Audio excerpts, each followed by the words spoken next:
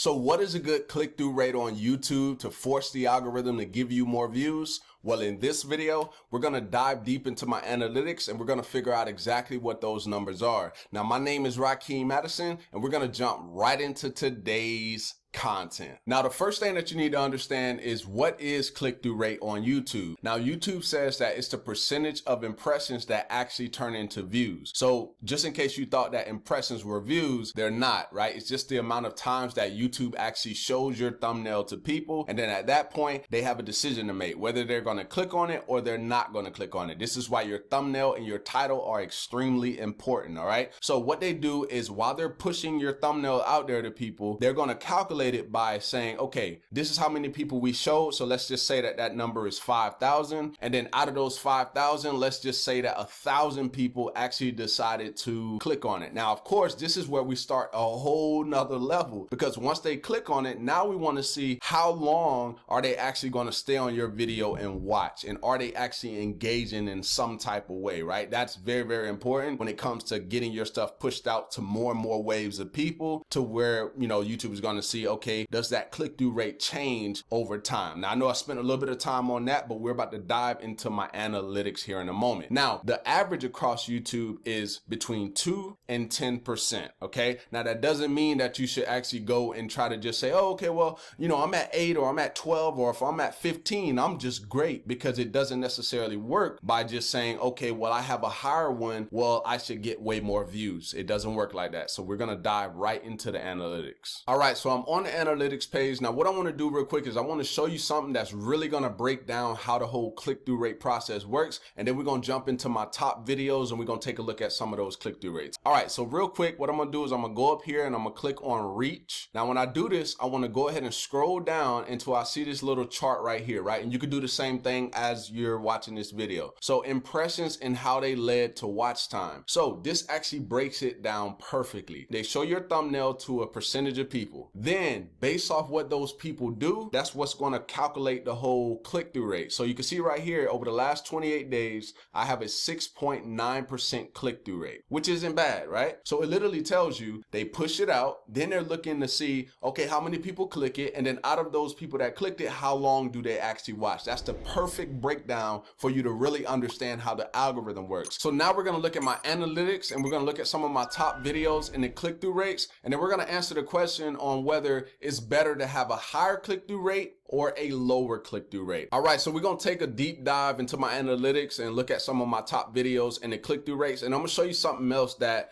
not a lot of people talk about that, you know, that is important as well. All right, so let's go ahead and scroll down. So you can see right here, it says YouTube automatic captions within the 28-day period is my top video. So we can see that it drove 994 views and it had a 6.7% click-through rate. And then we can see here for the how to add hashtags on YouTube in 2021, that got 693 views, but then take a look at this. It had a 9.1%. So let's go ahead and stop right there real quick. This video got way more views, but had a lower click-through rate. This video had way less views and had a higher click-through rate. Now, why does that actually happen, right? Because I get people on, I see people on YouTube comments. I saw somebody on my YouTube comments, and I go on YouTube Facebook groups and stuff like that. And what I notice is that I always see that. Why is my click-through rate so high, but I don't get the views, right? Let me know if you've been there. Just drop the comment down below. We can all be honest here, right? You may have a higher click-through rate when you have mostly people that are your audience that really, you know, have that know, like, and trust with you. But as you continue to expand and YouTube keeps pushing your stuff out to other people, you're going to notice that your click-through rate is going to drop lower. And then you're going to be like, okay, well, I have a lower click-through rate, but I have way more views. That's because you're getting pushed out to people who don't have that know, like, and trust with you. So they may watch a little less, or they may not be willing to click on your thumbnail like that because they're not really familiar with you like that. But as they get familiar, maybe they watch your stuff one time and then they continue to see your stuff. So So now they feel like, oh, okay, I know this person, so I may click on this thumbnail, which you'll notice it'll kind of even itself out, right? So don't feel like, you know, I got 12 or 15, why am I not getting more views? That's the reason you may not be getting more views. All right, so let's take a look at some of my other ones, and then what I'll do is I'm going to show you the difference between the different algorithms. Okay, so let's look at some more. So this one has 656 views. That's the how to stop spam comments on YouTube, and it has an 8% click-through rate. Once again, less views. 567 on the how to research keywords for YouTube. That has an 8.3% click-through rate. Now let's take a look at traffic sources, because like I said, not too many people talk about the different algorithms within the algorithm, right? And I did a video here on my channel